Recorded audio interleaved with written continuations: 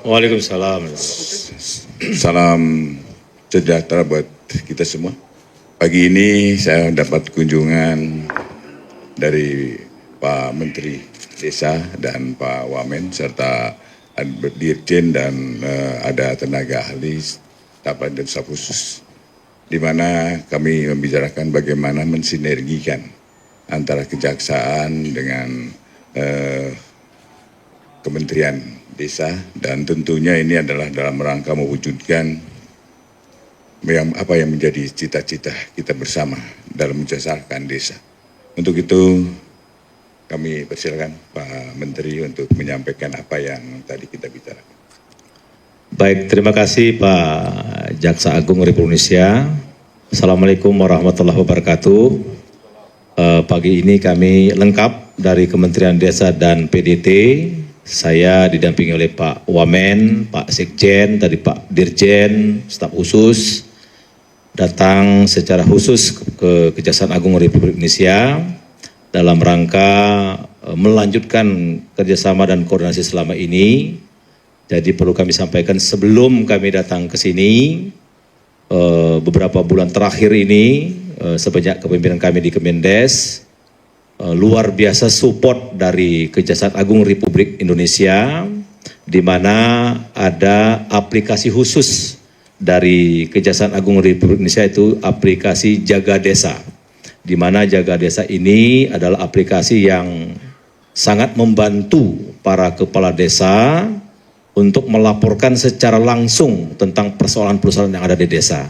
Dan ini bagian dari pembinaan sekaligus pencegahan terhadap hal-hal yang tidak kita inginkan, terhadap pengelolaan dana desa yang kalau totalnya se-Indonesia sangat besar. Bayangkan selama 10 tahun terakhir, dana desa itu ada 610 triliun. Dan tahun ini, tahun 2025 ada 71 triliun.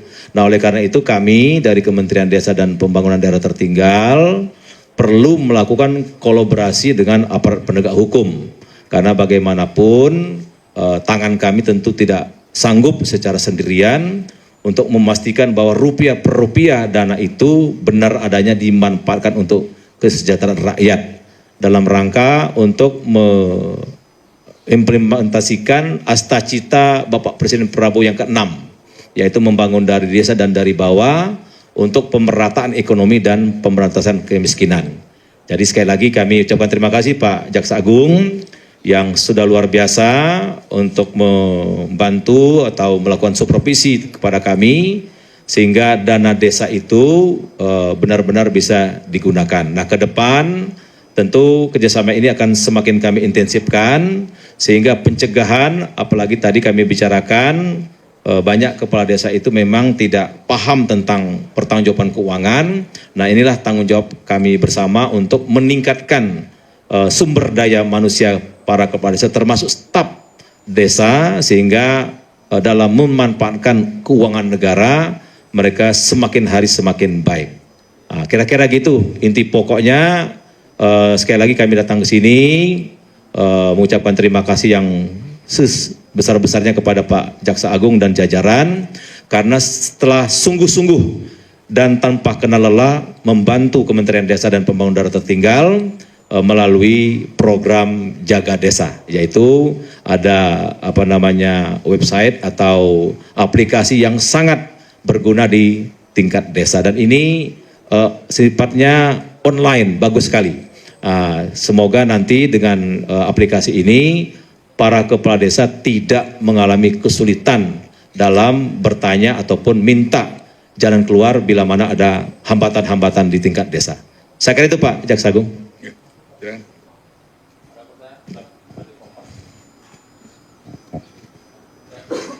Siap, izin Bapak, saya dari kompas.com. Ini kan menanggapi, ini kan kemarin kalau tidak salah Pak Mendes juga sempat ke KPK ya Pak ya, untuk melaporkan adalah mungkin penyelewengan dana desa yang mungkin ujung-ujungnya itu digunakan untuk judol dan website fiktif kalau tidak salah. Pertanyaan saya, apakah mungkin hari ini kedatangan ke Kejaksaan Agung juga untuk mendalami hal yang sama atau mungkin seperti apa sih Pak? Lalu untuk mungkin dari Pak Jaksa Agung, tadi kan memang sudah disebutkan Pak, ini kan ada aplikasi ya. Tapi apakah dari Kejaksaan Agung itu nantinya atau saat ini sudah berjalan satgas khusus Pak untuk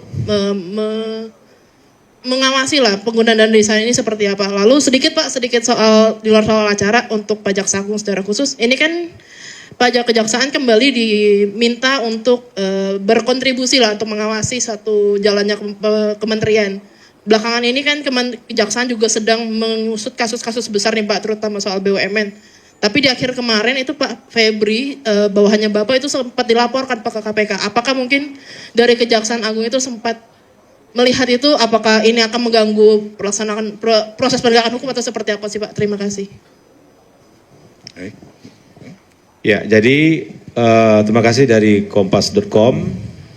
Betul, kami tadi juga mendiskusikan dengan Pak Jaksa Agung dan jajaran bahwa hasil evaluasi kami beberapa tahun terakhir, terutama tahun 2024, banyak penyimpangan dana desa, diantaranya ada oknum kepala desa yang menggunakan untuk judi online, atau ada juga untuk kepentingan lain, ya, sehingga apa?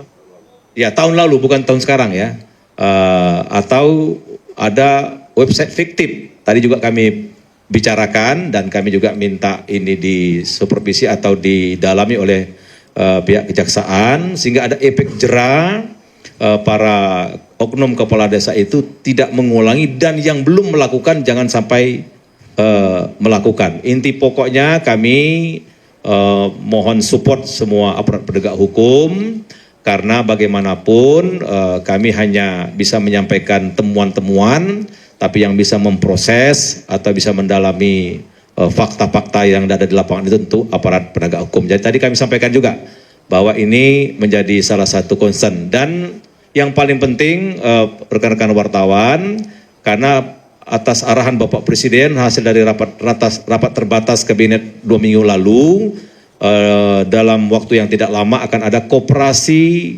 desa merah putih. Nah, ini akan lebih banyak lagi dana masuk ke desa, akan banyak lagi usaha-usaha masuk ke desa.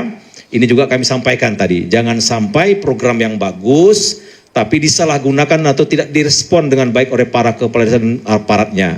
Jadi tadi kami sudah sampaikan juga, koperasi desa merah putih ini harus kita dukung 1000%, karena ini insya Allah bisa menciptakan bangun desa, bangun Indonesia, dan bisa merealisasikan Asta-Cita ke-6 Bapak Presiden Prabowo. Itu yang kami sampaikan tadi. Terima kasih. Ya, jadi pada dasarnya pendampingan ini full kita kerjakan, dan baik dari segi preventif maupun represif. Jadi kita lakukan bagaimana mencegah terjadinya kebocoran. Dan kalau ada kebocoran akan kita tindak. Itu yang akan kita lakukan. Yang tadi pertanyaan tadi nanti aja dengan Kapuspen.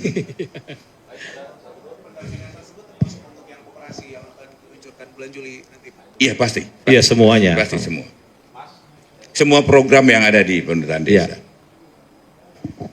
Ya, selamat pagi Pak Menteri dan Pak Jaksa Agung. Saya Thomas dari Kumparan.com.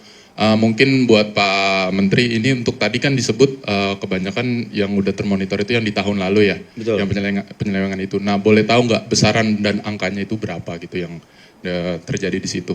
Terus buat Jaksa Agung mungkin ini kembali menyerempet keluar Pak. Dapat ada info kalau ada grup WhatsApp yang bernamakan Orang-Orang Senang itu yang diisi oleh para tersangka diduga korupsi minyak Pertamina. Itu benar adanya apa enggak Pak? Terima kasih. Ya, makasih. Jadi persoalan data berapa angkanya, kemudian siapa oknumnya, sudah lengkap kami dapat dari PPATK, dan itu kami serahkan kepada aparat penegak hukum. Biarlah aparat penegak hukum yang akan mengungkap secara lugas dan terang benderang. Jadi kami di pihak yang meminta untuk aparat penegak hukum tentu sudah kami serahkan. Kami tidak akan menyampaikan secara detail nama kepala desanya siapa, berapa jumlahnya, di desa mana, bulan berapa dia melakukan perbuatan tidak benar itu, semuanya sudah kami serahkan. Tinggal nanti mohon aparat penegak hukum lah yang akan kita minta untuk menelaah lebih jauh tentang perbuatan melawan hukum itu. Kira-kira gitu ya.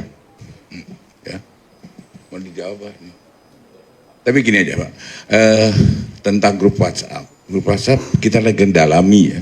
Kita dalami karena di tahanan tidak boleh membawa alat komunikasi. Kalau ada, berarti anak buah saya yang kurang ajar, saya akan tindak. Kalau ada, ya kita dalami. Baik, ya. Cukup ya. Terima kasih. Makasih, makasih. Terima kasih Pak Menteri. Ya.